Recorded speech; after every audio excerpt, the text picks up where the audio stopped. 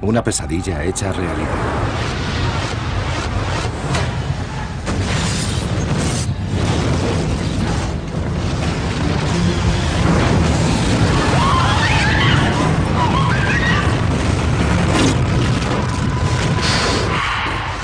Un ataque con armamento nuclear. Una bomba nuclear. El Capitolio derruido. Un país conmocionado. Si te encontrases en el epicentro de la explosión, no podrías contarlo. Lo más probable es que acabaras desintegrado. Hoy, esta amenaza es más temible que nunca. Esa es la intención de Al Qaeda. ¿Qué medidas tomaría el gobierno en un caso así? Podría ocurrir que ese ataque exterminase a todos los representantes del gobierno. La amenaza es real. El tiempo cuenta. ¿Está Estados Unidos preparado para el día después del desastre? El día después del desastre. Primera parte.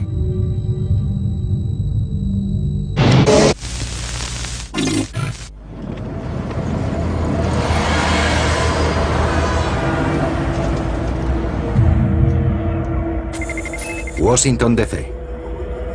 9:28 de la mañana.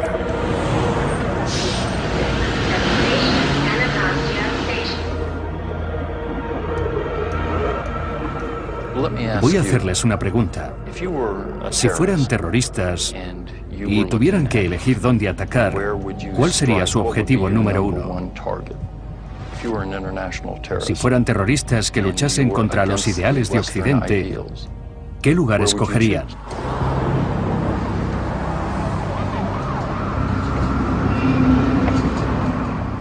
Washington, D.C. sería el primer objetivo.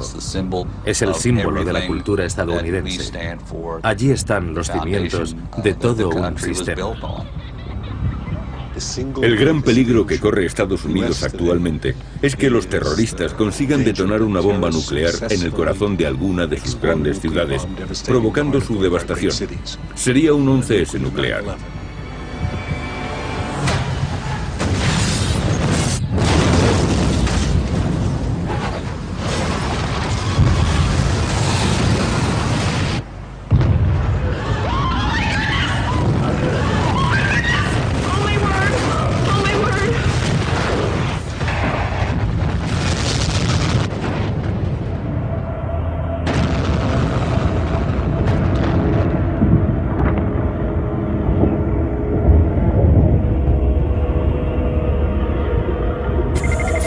Hora cero.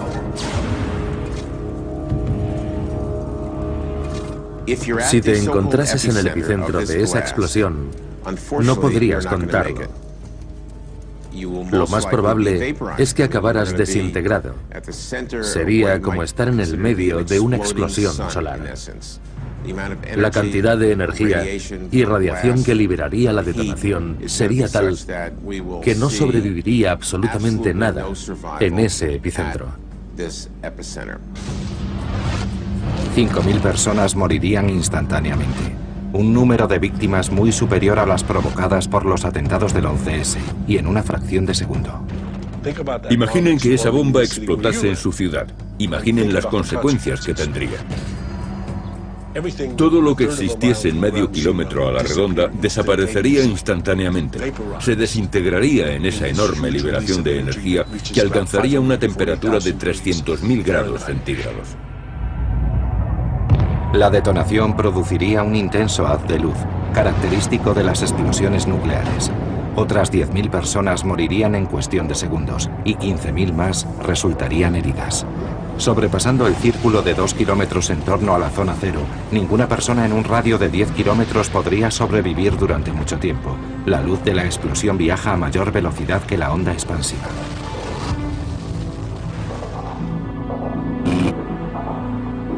Las víctimas verían esta luz seguida de un estallido ensordecedor, segundos antes de que se desplomase el edificio donde se encontraran.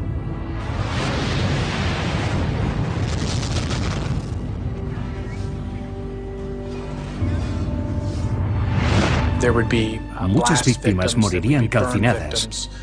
otras atravesadas por objetos, como ocurre en el caso de los tornados.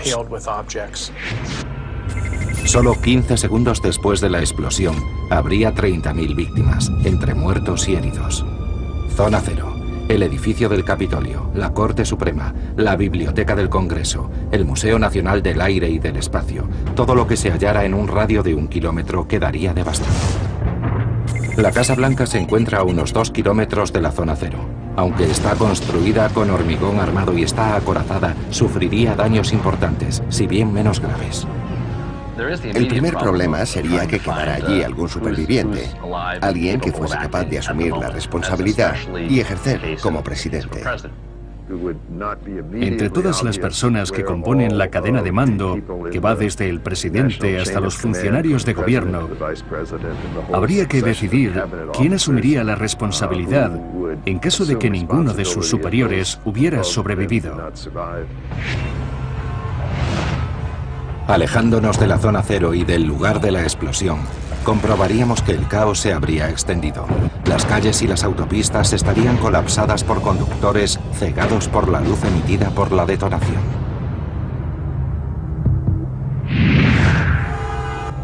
$2.400 personas quedarían temporalmente ciegas. Otras 1.000 personas quedarían ciegas para siempre, con la retina quemada. Una explosión de 10 kilotones emite una onda electromagnética mortal que alcanzaría unos 5 kilómetros. Los aviones se desplomarían, los coches se detendrían, las torres de telefonía dejarían de funcionar. No es una escena de una película de Hollywood. Se trata de la mayor amenaza a la que se enfrenta actualmente el gobierno de Estados Unidos. Ya han ocurrido muchas cosas que jamás pensamos que pudieran ocurrir. La historia nos avisa. Si no estamos preparados, no podremos afrontar los hechos. En el caso de que una bomba nuclear destruyese una ciudad estadounidense y se designase después una comisión para investigar cómo se podría haber evitado, estoy seguro de que llegarían a la conclusión de que se podrían haber hecho muchas más cosas, cosas que eran económica y físicamente factibles, pero que por alguna razón, quizá porque no llegáramos a coordinar nuestros esfuerzos, no se haría. Y eso sería inaceptable.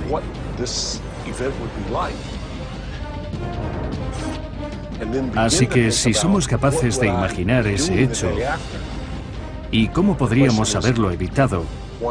¿Por qué no nos anticipamos a él? Estados Unidos tiene un plan para enfrentarse a un desastre de tal magnitud. En 2008, el Departamento de Seguridad Nacional publicó la llamada Estructura de Respuesta Federal, el plan más exhaustivo para responder y sobrevivir a cualquier ataque. Y en 2009, dio un paso más. Atendiendo a las últimas investigaciones, identificaron las 15 mayores amenazas para el país. Un documento inédito de 92 páginas plantea el que sería escenario número 1 de la crisis, una explosión nuclear. Se trata de una amenaza que mataría a cientos de miles de personas y costaría también cientos de miles de millones de dólares. Tal amenaza no desapareció con la Guerra Fría. Según las investigaciones, lo más probable es que este desastre sea provocado por terroristas armados con una bomba nuclear de 10 kilotones. Esta pesadilla sería la culminación de 10 años de trabajo por su parte. El enemigo habría logrado introducir en el país la cantidad suficiente de uranio enriquecido como para fabricar un artefacto nuclear. Medio de transporte, una furgoneta de reparto. Día de la explosión, un día laborable por la mañana. Zona Cero, Washington, D.C. Podría ocurrir que la explosión exterminase a todos los representantes del gobierno. De los 5 millones de personas que viven en el área metropolitana de Washington, una buena parte trataría de salir de allí lo más rápido posible. El caos que generaría todo esto sería casi imposible de imaginar. Sería un absoluto descontrol. ¿Podría ocurrir? Sí. Necesitamos estar preparados para ello, sin duda.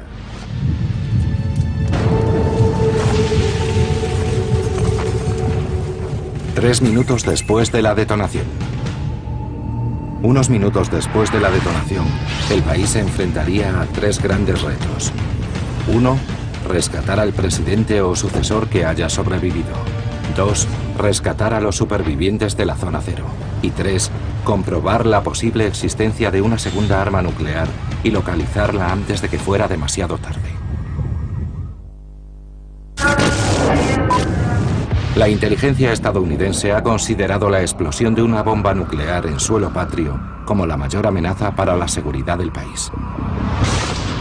Today the Cold War has disappeared, but thousands of those weapons have not.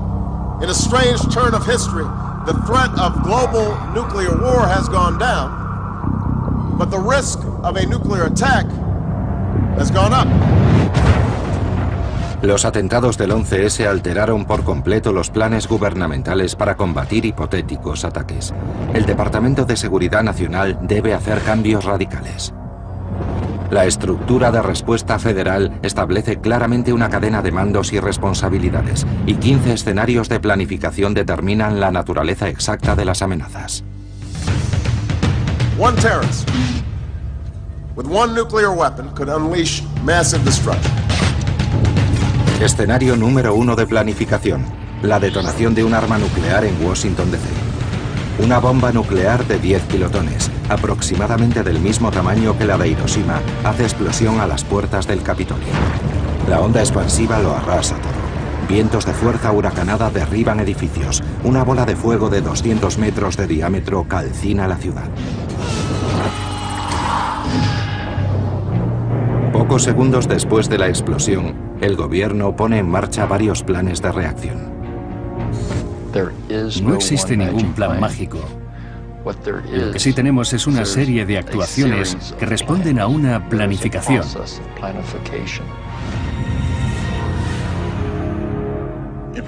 Un arma nuclear es algo bastante serio, y cualquier persona imagina inmediatamente lo peor cuando le hablan de ese tipo de situaciones. Pero, sin duda, el hecho de estar preparados de antemano puede salvar muchas vidas. ¿Cómo podemos anticiparnos a lo impensable? Analizando cada zona por separado, valorando distancias aproximadas desde la zona cero, se puede hacer un cálculo de los daños en cada una de esas zonas. Dicho cálculo no es una ciencia exacta, ya que nunca ha explotado una bomba nuclear en el corazón de una ciudad estadounidense. Zona 1, zona devastada. Zona 2, zona de daño moderado. Zona 3, zona de daño leve. Zona 1, la zona devastada. 1 kilómetro alrededor de la zona. Las imágenes por satélite muestran el edificio del Capitolio en la zona 1, en el punto cero. Todo lo que se halla cerca resultaría destruido. Nos estamos refiriendo a que no quedaría ni un solo edificio en pie. No habría ningún superviviente, absolutamente ninguno. Caerían montones y montones de escombros de los edificios. Una auténtica catástrofe. Si alguien lograra sobrevivir, los niveles de radiación le aniquilarían en unas horas. Con respecto a la línea de sucesión, hay algunos problemas. El primero es que todas las personas que la componen viven y trabajan en Washington, D.C. La mayoría de los miembros del Congreso estarían muertos, desaparecidos o incapacitados. Zona 2, zona de daño moderado, entre 1 kilómetro y 1,5 kilómetros desde la zona cero. Es posible hallar a algunos supervivientes por los alrededores. Los daños han sido menos importantes, pero aún son bastante graves. La temperatura aumentaría considerablemente y habría incendios. El fuego podría extenderse muy rápidamente porque alcanzaría tuberías de gas y dañaría las de agua, y las posibilidades de impedir el avance de las llamas y los daños en los edificios serían muy limitadas. La Casa Blanca está situada en la zona 3. La onda expansiva tiraría los marcos de puertas y ventanas. Los cristales rotos y los escombros saldrían disparados. Deberían tomarse muchas decisiones críticas, y por ello es de vital importancia identificar entre los supervivientes al miembro de más alto rango en la cadena de mando. El peor caso que podría darse sería un ataque que alcanzase a todos los líderes y dejara un vacío de poder, legitimando a alguien inepto e incluso suscitando una lucha por él. La cuestión sería establecer quién está al mando, tanto en la rama legislativa como en la ejecutiva. La línea de sucesión marca claramente una cadena de mando, pero ¿habrá supervivientes entre sus eslabones? La Constitución estadounidense fue redactada en una época en que no había armas de destrucción masiva. Se podía imaginar que un presidente o incluso varios miembros del gobierno contrajesen una enfermedad o fueran asesinados, pero no un ataque que aniquilara a todos los líderes a la vez. La parte más antigua y secreta del Plan Nacional intenta centrarse en esta pesadilla. Se conoce por sus siglas en inglés, COG, que significan en castellano continuidad del gobierno.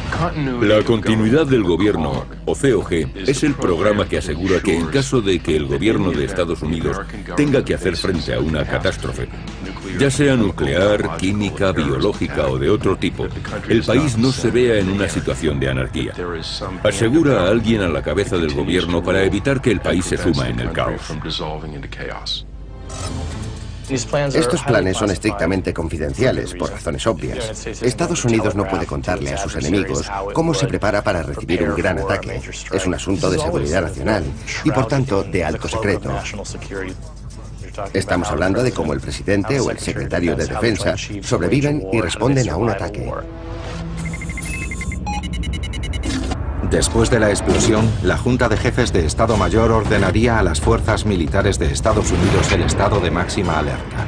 En DEFCON 1 se ponen en marcha los planes militares. La misión es proteger la integridad de Estados Unidos. El plan de emergencia y evacuación del Pentágono entra en acción. Helicópteros del Departamento de Defensa se mantienen en alerta cerca de Washington 24 horas al día, 365 días al año. Tras la detonación, vuelan a toda velocidad a rescatar oficiales. Es necesario mantener la dirección estratégica y el control de las Fuerzas Armadas. En unos minutos están en el aire, camino de un lugar libre de radiación, asegurando la continuidad del gobierno. Un impacto directo o muy cercano al Capitolio lo incineraría por completo. Eso significa que habría que trasladar a todo el gobierno a un lugar alejado de la zona de influencia de la explosión. La solución es un silo dentro de una montaña, donde se han creado unas instalaciones en forma de anillo alrededor del Capitolio, fuera del área de la explosión, pero lo bastante cerca como para que los miembros del gobierno puedan llegar si se produce un ataque imprevisto. Hoy en día se cree que existen unos 90 puntos de evacuación para la continuidad del gobierno en un perímetro de casi 500 kilómetros alrededor de Washington, D.C. La ubicación de estos puntos es confidencial. Es importante saber que cuando hablamos de la comunidad del gobierno, no se trata solo de proteger al presidente o a la Corte Suprema o a los secretarios del gabinete. Se trata de proteger al gobierno de Estados Unidos y su capacidad ejecutiva tras la mayor catástrofe que podamos imaginar. Eisenhower, por ejemplo, tenía asignado a cada organismo o departamento del gobierno un lugar en el que resguardarse en caso de guerra nuclear. La Reserva Federal mantenía almacenada cierta cantidad de dinero fuera del país para reactivar la economía tras el desastre. Se habían estipulado ciertas normas, cientos de ellas para, por ejemplo, mantener correspondencia después de un ataque nuclear. 6 minutos después de la detonación. COGON 1 significa condición 1 de continuidad del gobierno y es similar al sistema DEFCON o condición de defensa.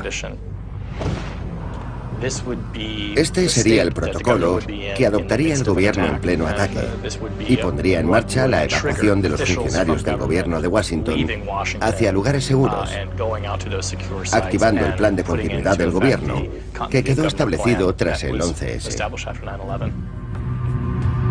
Mientras DEFCON evacúa a los líderes militares, COGCON evacúa a los líderes políticos. En cuanto a los civiles, 18 minutos después de la detonación. En cuestión de minutos, veríamos formarse esa inconfundible, espantosa y horripilante nube en forma de hongo.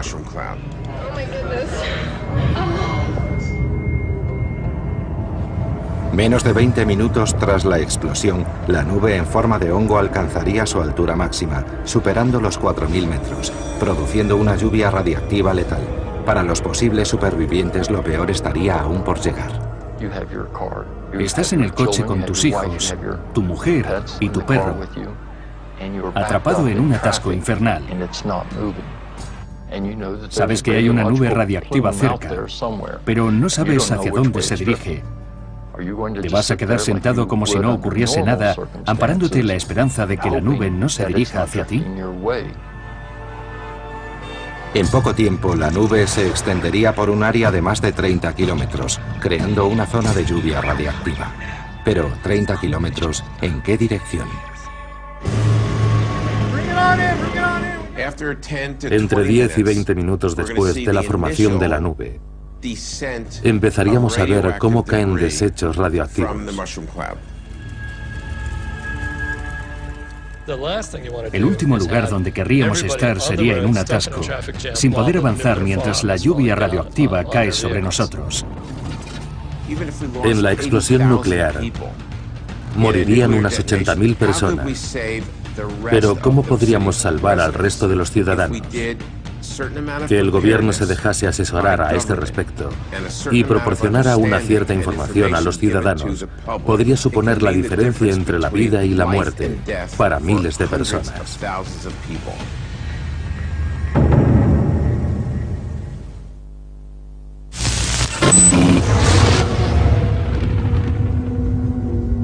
$15.000 muertos.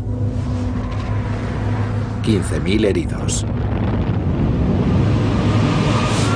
La explosión de una bomba nuclear en el corazón de Washington, D.C. es lo que los servicios de inteligencia de Estados Unidos consideran como la mayor amenaza para la seguridad nacional. Creo que es importante que los ciudadanos estadounidenses piensen en lo impensable. Si no nos atrevemos a mirar al abismo nuclear y a asumir la magnitud de las consecuencias que, para toda la civilización, puede acarrear el uso de armamento nuclear, no podremos valorar el esfuerzo que tiene que hacer un gobierno para solventar este problema. El gobierno lleva 60 años siendo consciente de este peligro. La amenaza de un ataque nuclear no murió con la Guerra Fría, solo cambió de forma. Si durante la Guerra Fría se hubiesen producido ataques nucleares entre Estados Unidos y la Unión Soviética, el planeta ya no existiría. Pero los terroristas no tienen un arsenal de armas nucleares tan poderoso. Las consecuencias del terrorismo a escala nuclear, por decirlo así, no serían tan graves. Serían menos dramáticas y definitivas, obviamente, que la guerra nuclear que se podría haber desatado entre las dos potencias. La que nos amenaza hoy es una guerra nuclear a la que podríamos sobrevivir.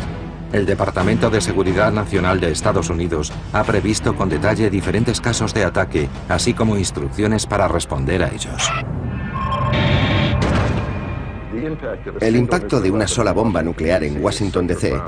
sería tan profundo que provocaría un efecto cascada, no solo en lo que se refiere a la toma de decisiones internas, sino también al impacto psicológico tanto en Estados Unidos como en el resto del mundo. La bomba pondría en marcha un plan exhaustivo y bien diseñado. Estaríamos presenciando un rápido esfuerzo para conseguir dos objetivos: proteger al país de otro posible ataque y, al mismo tiempo, tratar de paliar de la mejor manera posible el desastre provocado por la explosión.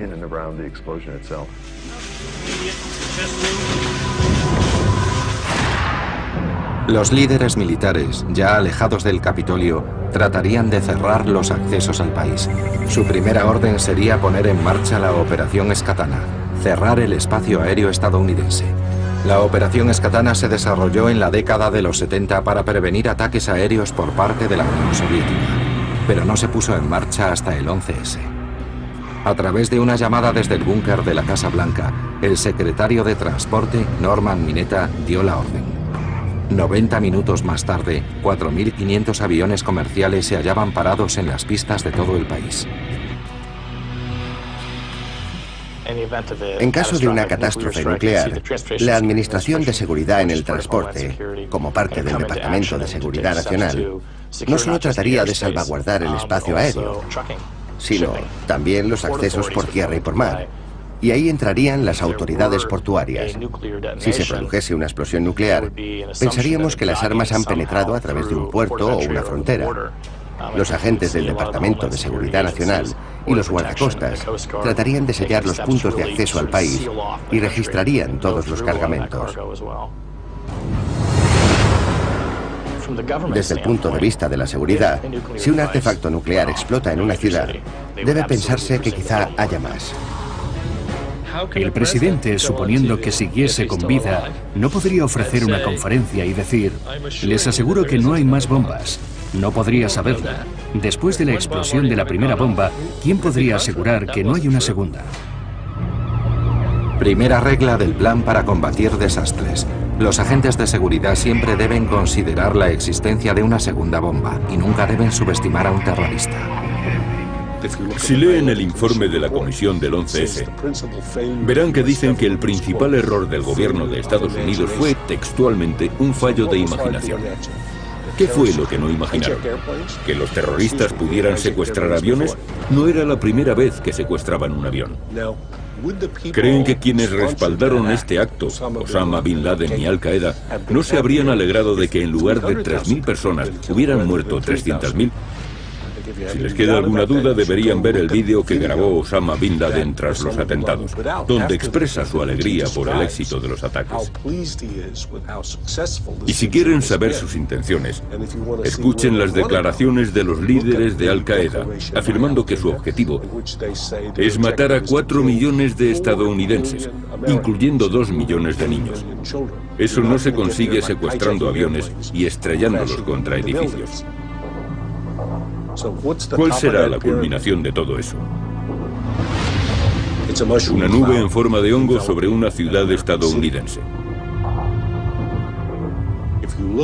Cualquier persona que haya tenido cierta responsabilidad en el gobierno del país y que haya podido acceder a la información existente sobre las actividades de Al Qaeda, sabe a ciencia cierta que eso es lo que persigue.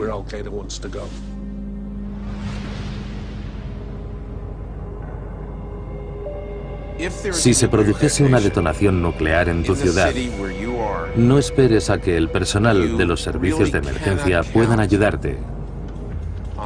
No podrán hacerlo hasta que haya pasado bastante tiempo. Los primeros bomberos en ofrecer ayuda serían los de los parques cercanos al lugar de la detonación. Además, parte del personal dedicado a primeros auxilios también fallecería. El cuerpo de bomberos de Washington DC está compuesto por 2.000 personas. 8 de los 34 parques de bomberos están a menos de 3 kilómetros de la zona cero. En los parques de bomberos más cercanos no sobreviviría nadie. En los siguientes más próximos también morirían. Incluso sus cuerpos quedarían irreconocibles debido a los traumatismos y quemaduras. Estados Unidos no carece de recursos. Cuenta con más de 155.000 técnicos en emergencias médicas, 600.000 agentes de policía, 1.600.000 soldados en activo y 1.100.000 entre reservistas y guardias nacionales. Aprovechando solamente un 10% de los recursos federales, se alcanzaría una fuerza comparable a la población de la ciudad de San Luis. La Agencia Federal para el Manejo de Emergencias, o FEMA, coordina estos esfuerzos. Forma parte del Departamento de Seguridad Nacional. El Katrina marcó un antes y un después en los planes de respuesta de la FEMA. La oficina central de la FEMA se halla a menos de 1 kilómetro de la zona cero, así que quedaría devastada. Para continuar su actividad se trasladaría también a un lugar secreto.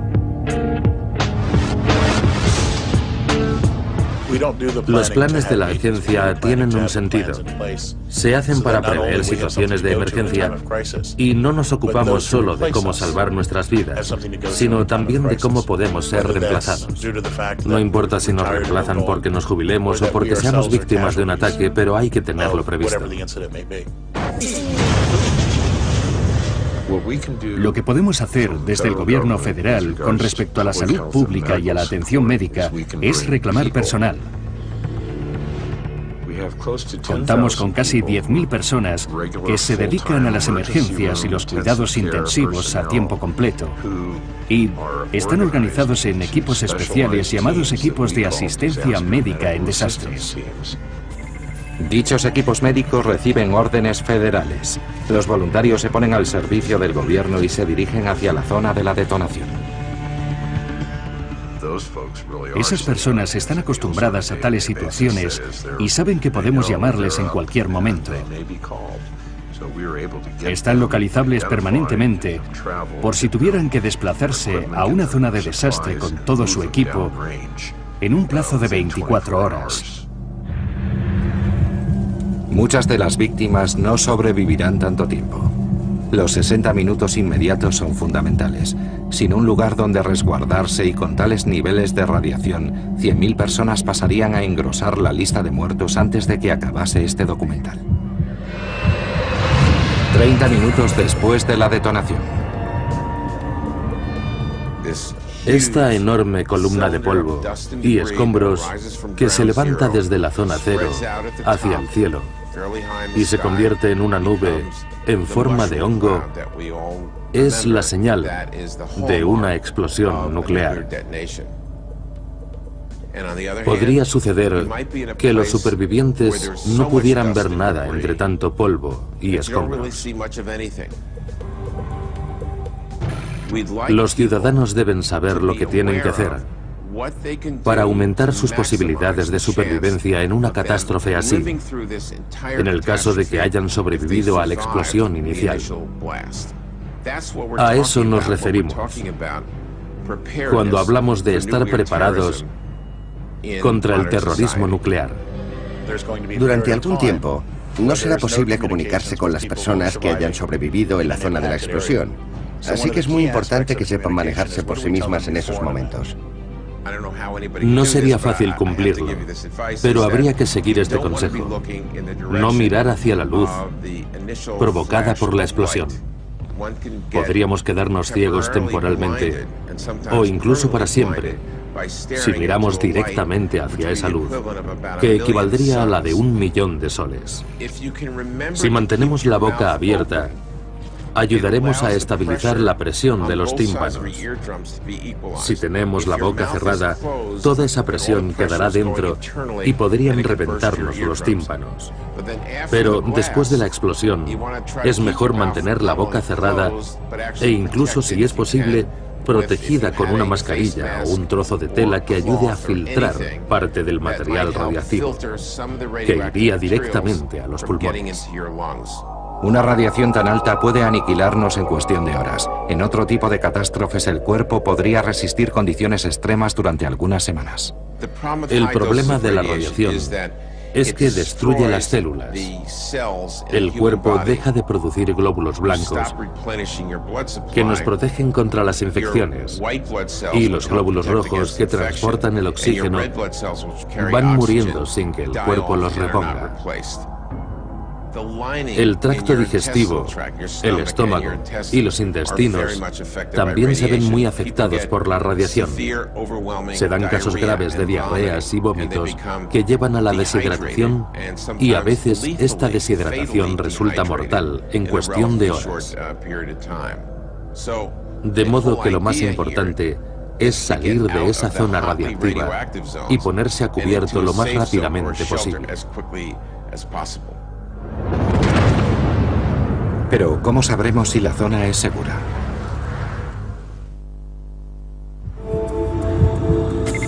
Washington, D.C. La amenaza de un ataque nuclear es hoy mayor que nunca. El gobierno de Estados Unidos ha hecho un simulacro del día después del desastre. En unos documentos publicados recientemente explica con detalle los efectos de una bomba nuclear detonada en una gran ciudad. Si Estados Unidos recibiera un ataque nuclear, la situación siempre sería muy grave.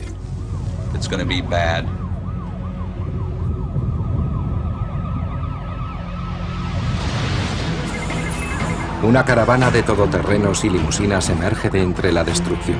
La continuidad del gobierno, el plan para proteger el país, está en marcha.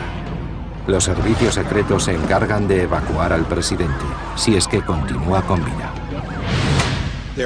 Existen planes de evacuación, así como para la sucesión, y todo ello permitiría seguir gobernando el país fuera cual fuera el tipo de crisis. Los servicios secretos no revelan ningún detalle de este plan de evacuación. La administración actual no es la primera que se atreve a pensar en lo impensable. 1955. La base aérea de Olmsted es el eje central del plan para la continuidad del gobierno del presidente Eisenhower.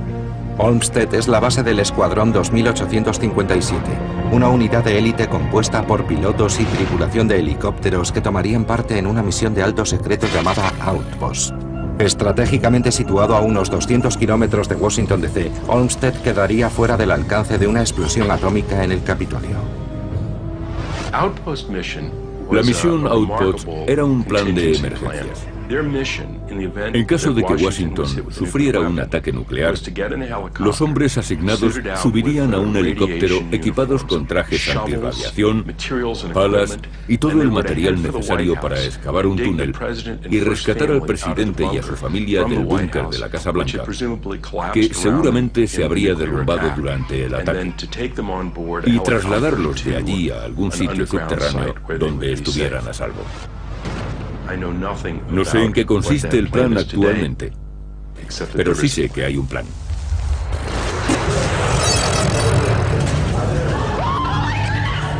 Segundos después de que impactase el primer avión en los ataques del 11S, el plan de continuidad del gobierno del siglo XXI fue desplegado. Inmediatamente después de los acontecimientos del 11S, el presidente, Cheney, Rumsfeld y todos los altos cargos del gobierno recurrieron a los documentos que habían permanecido en secreto durante tantos años y se pusieron en marcha acciones inspiradas en el plan de continuidad del gobierno de Eisenhower. Llevaron al vicepresidente a un búnker de la Casa Blanca, junto con el consejero de Seguridad Nacional. Trataron de establecer una línea de comunicación con el secretario de Defensa en el Pentágono, que también había sido puesto a salvo. También trataron de establecer comunicación con el Air Force One, de forma que todas las autoridades del país estuviesen en contacto. El presidente se hallaba en Florida en el momento de los ataques. No voló de vuelta a Washington. Subió en el Air Force One y nadie, excepto los pilotos y el propio presidente, supongo, sabían hacia dónde se dirigían. Mucha gente criticó al presidente por no volver a la capital, pero era algo establecido desde hacía años, incluso décadas, y no se trataba de ningún simulacro, era real. El Air Force One se transforma en el despacho oval. Podía seguir dirigiendo el país, o incluso una guerra, mientras sobrevolaba su territorio. Son circunstancias que parecen más propias de la Guerra Fría, situaciones que asocias a las novelas de Tom Clancy o a otras similares, pero después del 11S se hicieron realidad. Mientras, en tierra imperaba el caos. Nunca olvidaré las imágenes de los empleados de la Casa Blanca huyendo de allí. Los miembros de los servicios secretos les gritaban: váyanse, corran, quítense los zapatos y no den la vuelta, sigan corriendo. No era lo que imaginábamos cuando nos hablaban del plan de continuidad del gobierno y de la evacuación de la ciudad de manera ordenada. La gente huía y los líderes fueron puestos a salvo, pero todo el mundo se dio cuenta de que aquello no era suficiente. Si queremos evitar que cunda el pánico en una ciudad, especialmente si sufre un ataque de varios aviones, o con armas biológicas, químicas o nucleares, será necesario un plan mucho más ordenado. ¿Cómo evacuar a varios millones de personas?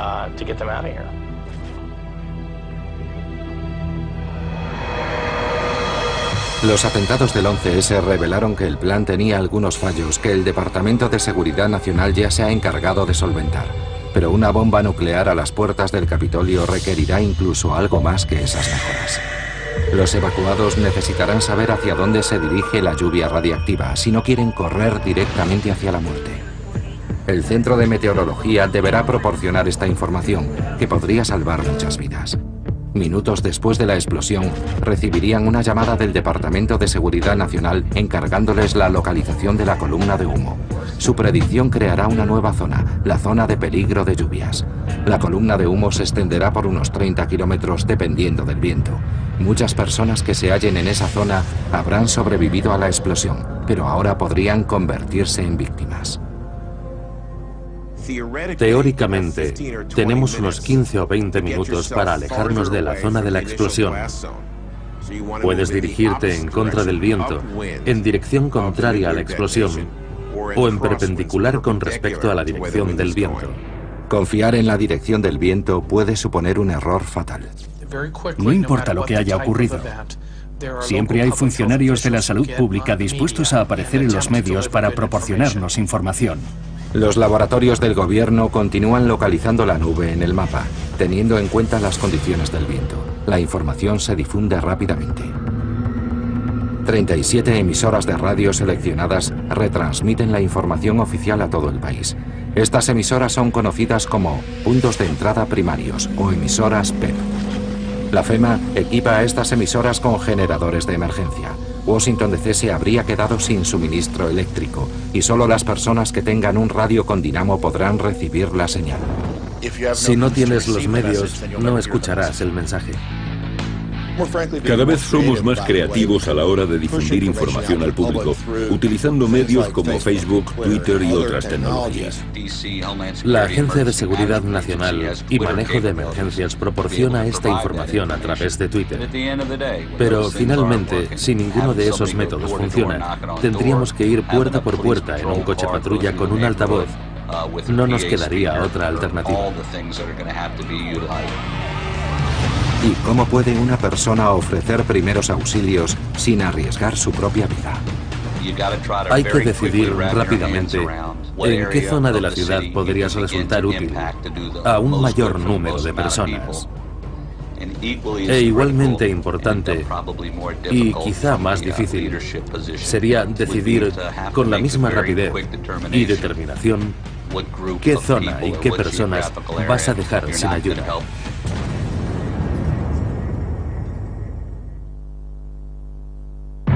...40 minutos después de la detonación. El viento extiende la lluvia radiactiva. Los laboratorios buscan la manera de mantenerse alejados de la nube. Un plan de evacuación del gobierno se pone en marcha bajo la amenaza de una segunda bomba.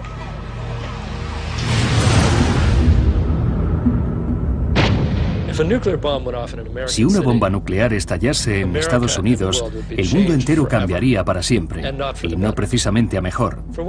Estoy seguro de que las personas que ejecutaran el ataque, o quizás otras, comunicarían que tienen en su poder otras 5 o 10 bombas nucleares más, y que empezarían a detonarlas si no se atiende a sus demandas.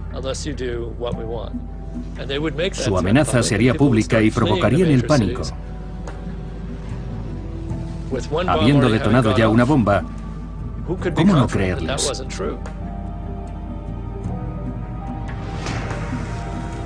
El caos podría ser total si llegase esa situación mañana. NEST, el equipo de emergencias nucleares de Estados Unidos, entra en acción. Está compuesto por científicos y expertos en terrorismo dispersos por todo el territorio nacional.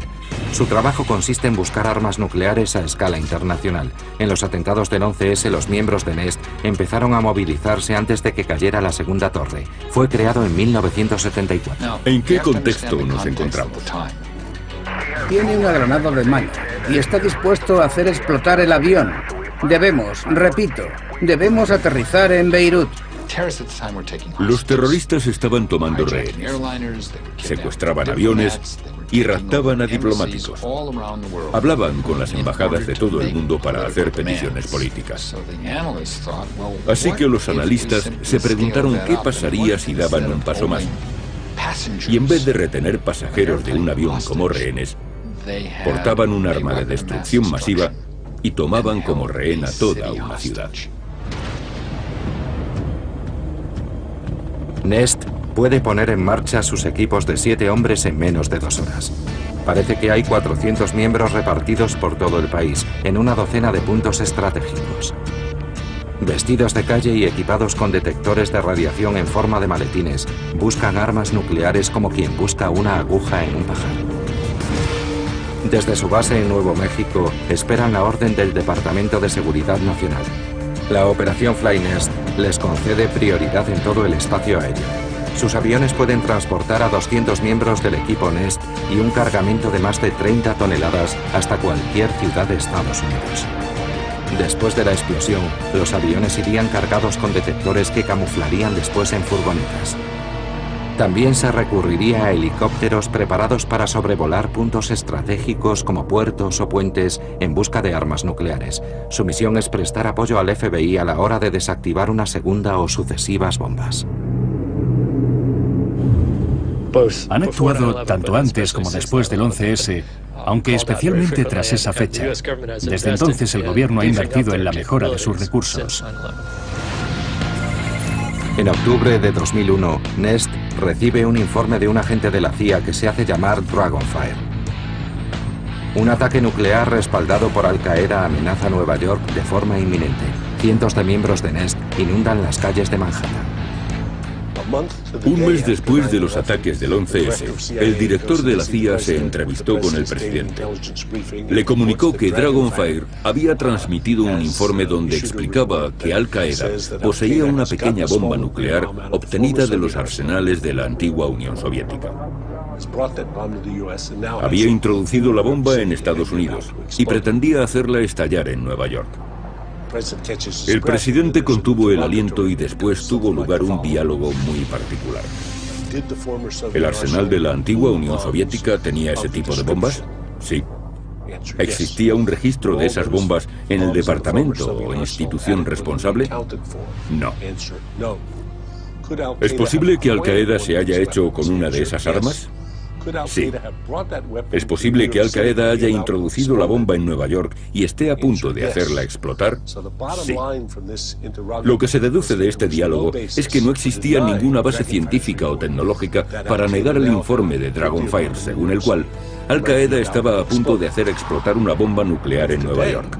Si hoy recibiésemos un informe similar, informando de la existencia de una bomba en Chicago, Los Ángeles, Boston o Nueva York, no habría ningún fundamento para negar su veracidad.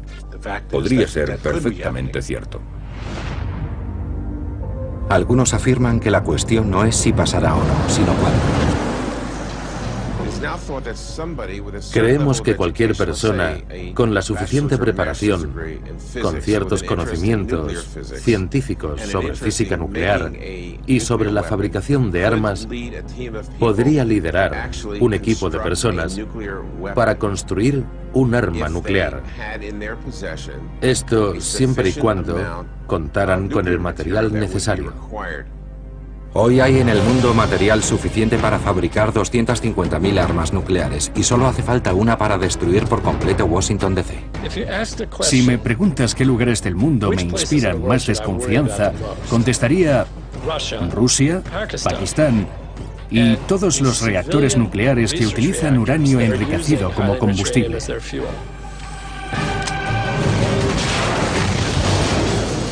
Rusia posee la mayor cantidad de material nuclear del mundo, repartido entre sus 11 usos horarios. Cuando cayó el telón de acero en 1989, ese arsenal quedó inutilizado. Los trabajadores de las centrales nucleares llevaban 6 meses sin cobrar. Los presupuestos para sustentarlas fueron cancelados y en muchos casos dichas centrales acabaron siendo un coladero.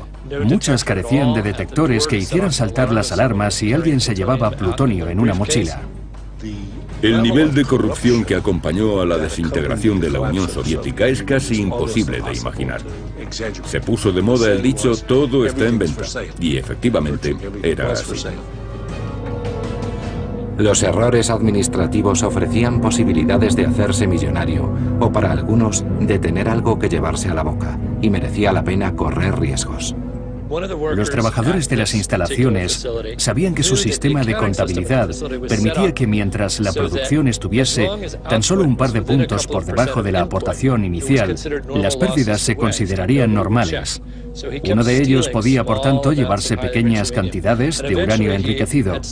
Al final, habría sacado un total de 1,5 kilos de uranio enriquecido al 90%, que es el uranio que se utiliza en la fabricación de bombas.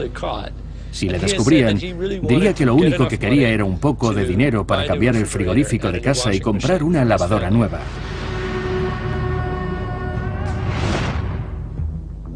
Si hablamos de terrorismo y armamento nuclear, debemos hacernos una serie de preguntas. Primera, ¿usarían los terroristas armas nucleares?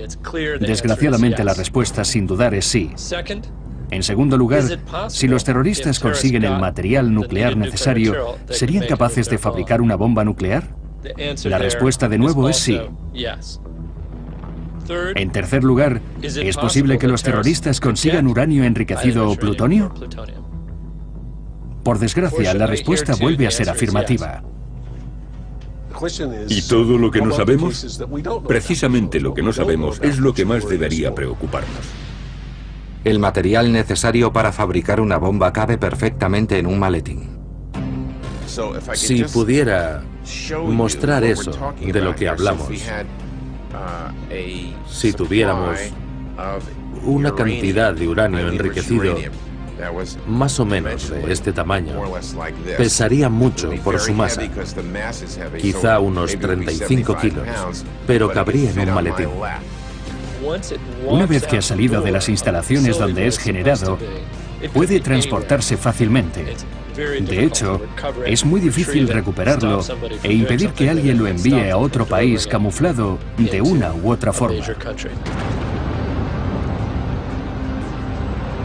Cada año, 9 millones de contenedores entran en los puertos estadounidenses. Solo el 5% son inspeccionados antes de que sus mercancías sean cargadas en trenes, camiones o furgonetas con dirección a cualquiera de las ciudades del país. Recuerdo que un profesor de la Universidad de California solía decir: si dudas de que un terrorista pueda introducir una bomba nuclear en una ciudad como Los Ángeles, piensa que siempre podría esconderla en un fardo de marihuana y disiparás tus dudas. La humanidad tendrá que vivir con el miedo a que un ciudadano ruso guarde 90 kilos de plutonio 239 en su sótano. Lo llevaría allí en 1989 y desde entonces estaría esperando a venderlo al mejor postor, que llegaría en un futuro más o menos cercano. Algunos expertos creen que ese futuro ya ha llegado.